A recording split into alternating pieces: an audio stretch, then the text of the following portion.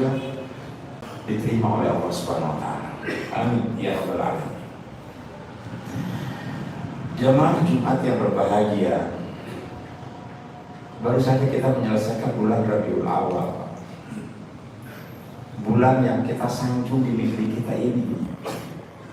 Boleh jadi hampir tidak ada habisnya kita bermaulid, tapi tidak seharusnya juga bulan maulid itu habis. Dan seharusnya lah maulid itu tetap hadir hari ini dan hari-hari berikutnya, karena kita menghadirkan Nabi kita di dalam diri kita. Karena itu mari kita melihat sebuah tatanan kehidupan di dalam diri kita. Ada dua sisi. Di dalam Al-Quran dikatakan hablum minallah wa hablum minannas.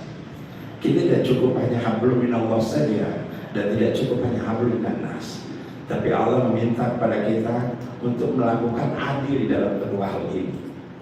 Tidak boleh juga berat sebelah.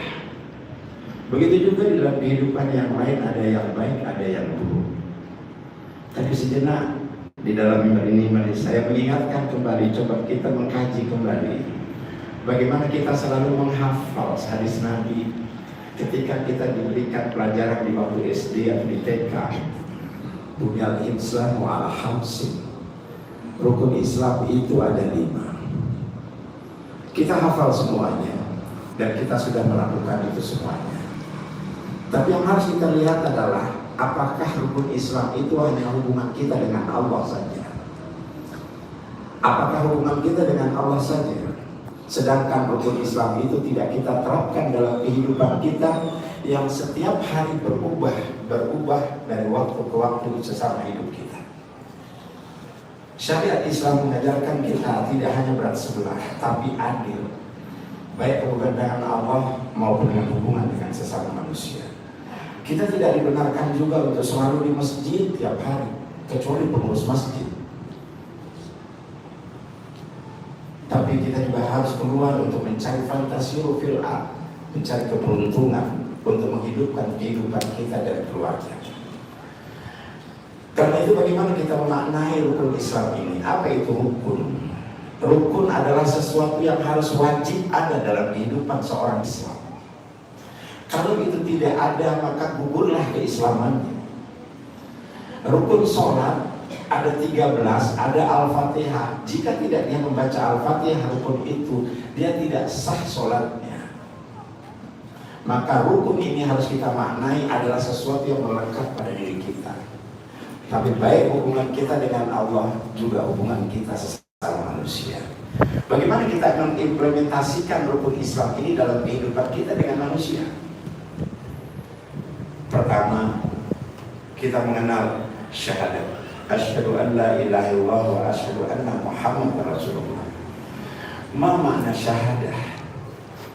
Syahadah dalam pengertian kita sehari-hari pembuktian. Pembuktian. Syahadah bisa diartikan ijazah, bisa diartikan surat keterangan. Syahadah itu adalah pembuktian. Tapi bagaimana syahadah kita kepada Allah Subhanahu wa taala? Kita sudah bersyahadah dulu waktu kita sebelum lahir ke bumi ini. Tapi kemudian ayah kita mengazankan kita supaya connecting kehidupan dunia ini dengan kehidupan di alam roh itu ketemu dalam kehidupan dunia ini. Ternyata Allah itu ada di dunia. Maka syahadah asyhadu an la ilaha illallah adalah kita hanya butuh hanya Allah. Saya sumpah saya butuh hanya Allah. Pembuktiannya kita hanya bergantung kepada Allah. Allah SWT. Tapi bagaimana kita membuktikan kepada manusia bahwa kita bersyahadah, hubungan syahadat itu?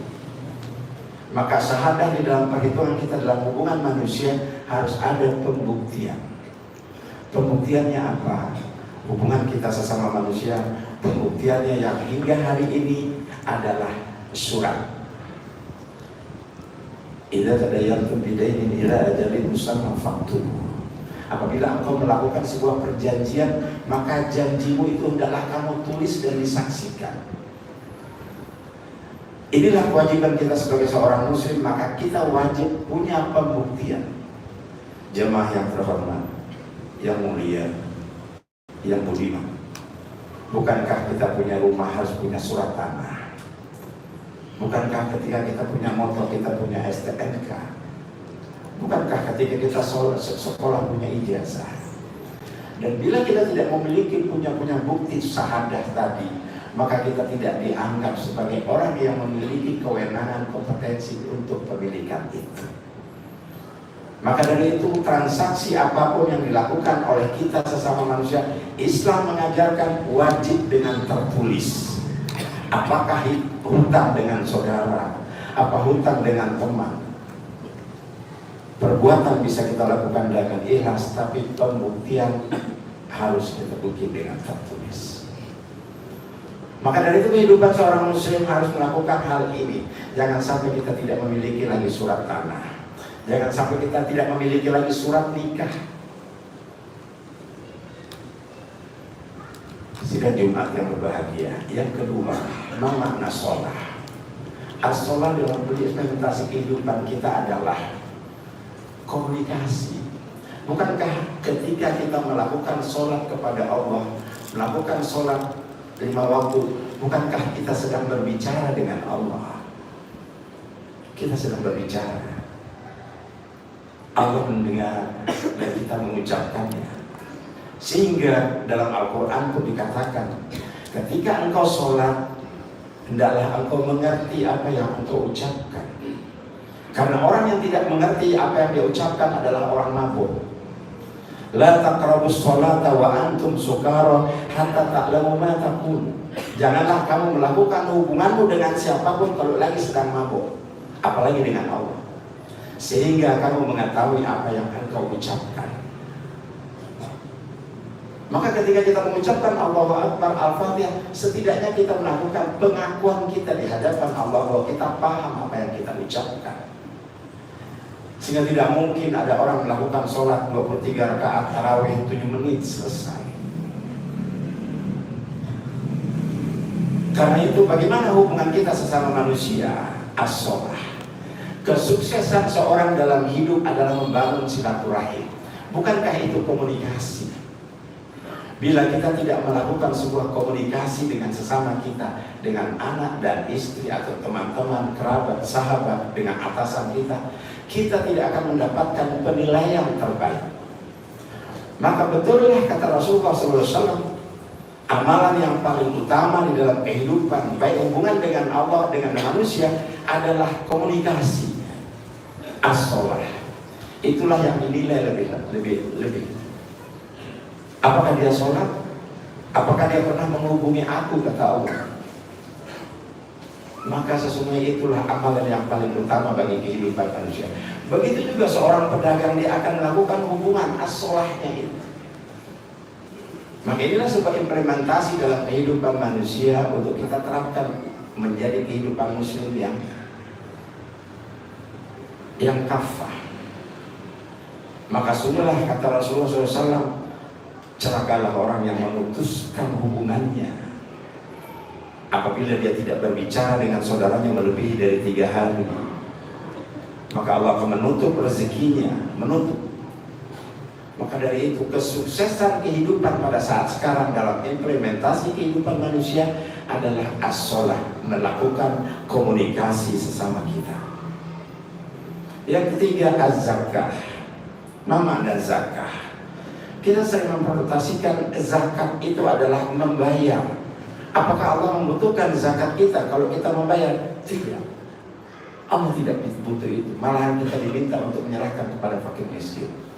Maka Al-Quran mengatakan, qad aflaha man tazakka. Sungguh beruntunglah orang yang membersihkan diri. Maka rukun Islam yang nomor 3 ini adalah hidup yang bersih. Karena tidak semua orang mampu membayar zakat. Ada orang yang berhak menerima. Kalau saat ini menjadikan zakat menjadi sebuah kewajiban, maka betapa orang yang tidak mampu akan merasa berdosa tidak melakukannya. Tapi kehidupan bersih adalah hukumnya wajib. Hati bersih, pikiran bersih, penghasilan bersih, makanan bersih, pakaian bersih, tempat sholat bersih, rumah kita bersih. Itulah innallaha yuhibbut tawwabin wa yuhibbul mutatahhirin. Allah itu sangat menyukai kebersihan. Maka hukumnya wajib bagi orang-orang yang beriman, orang Islam, adalah hidup yang bersih sesuai menurut kemampuannya. Yang keempat adalah puasa. Makna siam. Siam adalah menahan. Memang perintahnya setiap Ramadan, tapi kita diminta mengimplementasikan Ramadan, puasa menahan diri itu bukan hanya pada bulan Ramadan. Pada bulan ini pun kita diminta untuk berpuasa menahan diri. Bisa kita katakan kita puasa berbicara, kita berpuasa untuk makan makanan yang berlemak, kita berpuasa untuk makan makanan yang mengandung kadar-kadar kolesterol maupun kadar-kadar asam. Karena itu puasa itulah menahan, dan juga menahan sikap perilaku kita untuk tidak mudah marah. Wal kazimina al-ghaiz wal 'afina 'anil nas. Malahan Allah mengatakan wal 'afina 'anil nas, adalah engkau berdamai dengan manusia. Betapa agungnya Allah menurunkan kaidah-kaidah untuk kita menjadi hidup yang muslim, yang kafah itu. Yang kelima, yang terakhir adalah haji. Mana haji? Semua kita berkeinginan untuk pergi haji. Mungkin di tempat ini kita semua sebagian besar sudah berhaji. Tapi maknanya apa yang kita dapatkan dari berhaji? Apakah hanya sekedar gelar yang kita dapatkan agar disebut Pak Haji? Kita mengenal Muhammad Nasir tidak pernah dipanggil Pak Haji. Buya Hamka pun tak pernah juga dipanggil Pak Haji. Mengapa kita ketika kita haji dan tidak dipanggil Pak Haji kita marah? Padahal itulah makna yang harus maknai di dalam kehidupan kita sehari-hari. Haji memang perintah Allah. Tujuannya Allah untuk memberikan kita liyashhadu manafi'a lahum, agar engkau mengerti maksud kehidupan diajarkan oleh Rasulullah. Di dalam kehidupan dia mengajarkan berhaji itu rangkaian satu langkah ke langkah berikutnya sehingga terakhir. Intinya apa?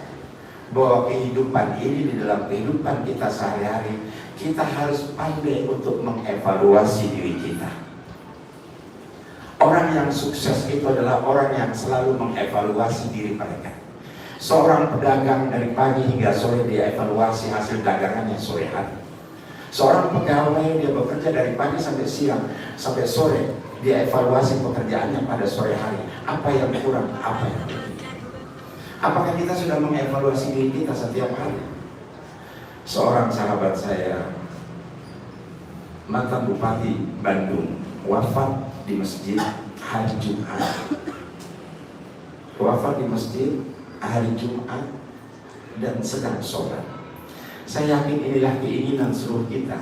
Kita ingin husnul khatimah.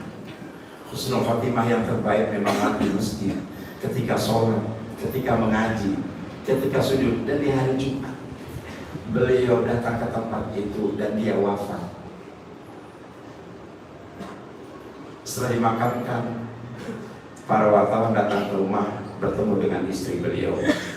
Ibu, apakah gerangan amalan Bapak di dalam menjalankan kehidupan dia sehari-hari sehingga masyarakat di sekitar kota Bandung ini takjub walaupun jabatan seorang bupati menjadi fitnah, tapi beliau mulia di akhir hidupnya?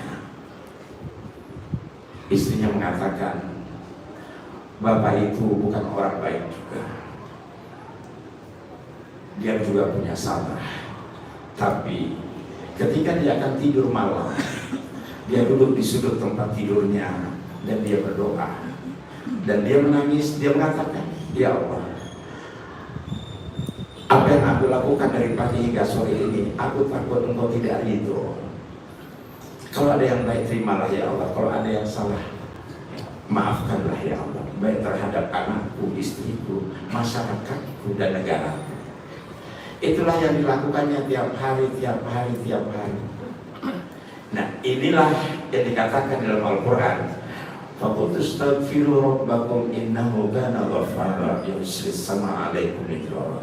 Katakanlah ya Muhammad, jikalau engkau ingin melakukan sebuah evaluasi diri, melakukan perubahan, Allah akan merubah diri.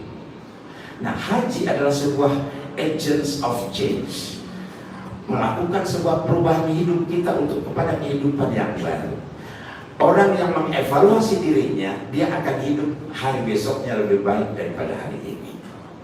Tidak stuck, tidak berhenti pada saat simbol-simbol hajinya, tapi dia akan melakukan Hari ini dia bersedekah 10.000, besok dia bersedekah 11.000, hari berikutnya mungkin naik 12.000. Inilah salah satu contoh yang mungkin kita bisa sampaikan, bahwa evaluasi dalam kehidupan seorang yang beriman harus dan wajib hukumnya setiap hari. Maka betapa ruginya kalau seorang tidak dapat melakukan ibadah haji, berarti dia tidak akan melakukan, tidak sempurna Islamnya, tidak menunaikan rukun Islamnya. Tidak. Seorang sahabat, seorang yang dikatakan wafat, tidak berangkat haji, tapi dia dinyatakan oleh salah seorang ulama besar, dikatakan Abdullah bin Barak mengatakan, dialah yang kutemui seorang yang tidak berangkat haji, tapi aku mimpikan dia di sisi Ka'bah. Tapi Allah memimpikan dialah yang termasuk satu-satunya haji yang mabrur pada hari itu, pada tahun itu. Maka dari itu, kehidupan yang sukses diinginkan oleh Allah adalah la yukallifullahu nafsan illa wus'aha. Lakukanlah, Allah tidak melakukan, tidak memerintahkan kita melakukan yang tidak sesuai menurut kemampuan kita. Semoga Allah memberikan kita pemahaman apa yang diwajibkan atau menjadi rukun dalam kehidupan ini, sehingga kita mampu mengimplementasikan nilai-nilai Qur'aniyah itu dalam kehidupan kita sehari-hari. Barakallahu li wa lakum fil Qur'anil azim. Wa nafa'ani wa iyyakum bima fihi minal ayati wa dzikril hakim. Aqulu qouli hadza wa astaghfiru innahu huwal ghafurur rahim.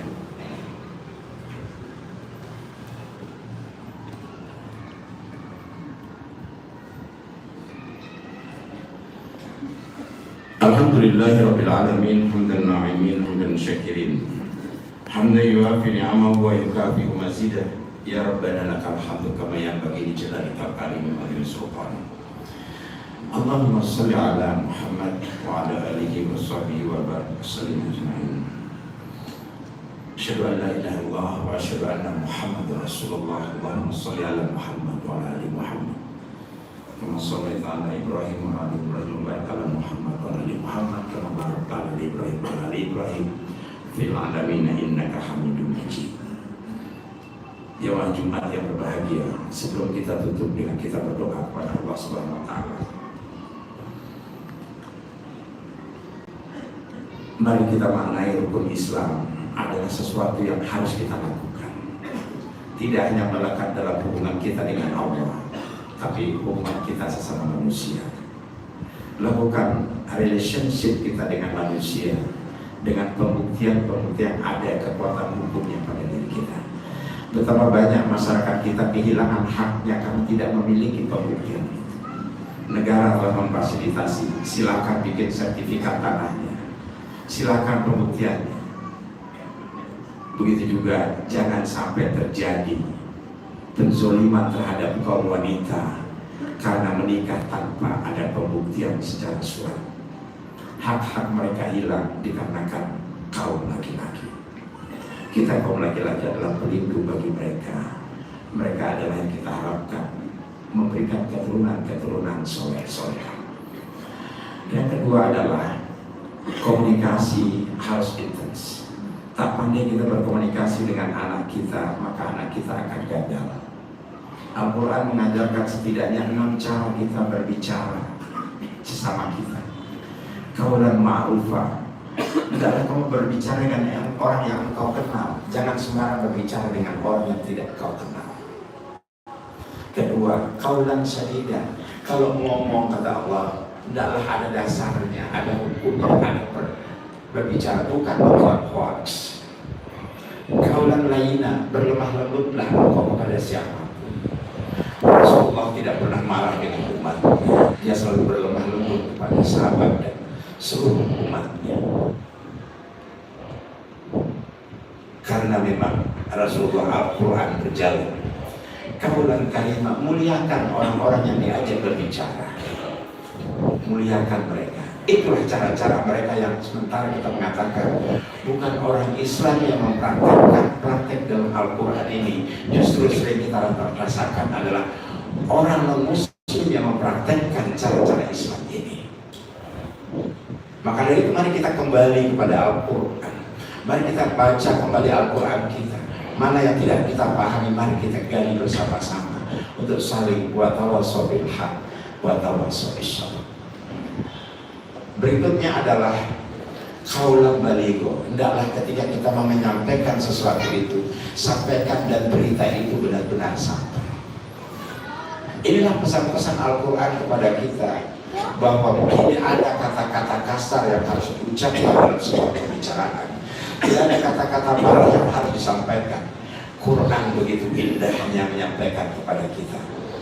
Allah telah berbicara dengan 30 juz yang tersusun. Adakah pesan-pesan cinta itu kepada kita? Kita baca dan kita praktekkan. Perintah Allah, faiza qara'nahu fattabi' Qur'ana. Kalau engkau sudah baca, kerjakan. Innallaha wa malaikatahu yusholluna 'alan nabi. Ya ayyuhalladzina amanu shallu 'alaihi wa sallimu taslima. Allahumma shalli 'ala Muhammad wa 'ala ali Muhammad. Allahumma shalli 'ala Muhammad wa 'ala ali Muhammad kama shallaita 'ala Ibrahim wa 'ala ali Ibrahim wa barik 'ala Muhammad wa 'ala ali Muhammad kama barakta 'ala Ibrahim wa 'ala ali Ibrahim fil 'alamin innaka Hamidum Majid. Allahumma ighfir lil muslimin wal muslimat wal mu'minin wal mu'minat al ahya minhum wal amwat. Allahumma yassir wa la tu'assir wa atmim bil khair. Allahumma rabbana hab lana min azwajina wa dzurriyyatina qurrata a'yun waj'alna lil muttaqina imama. Ya Allah, kami bertobat. Kami jauh dari ilmu yang kami dapat, tapi kami tahu Engkau Maha Sayang kepada kami.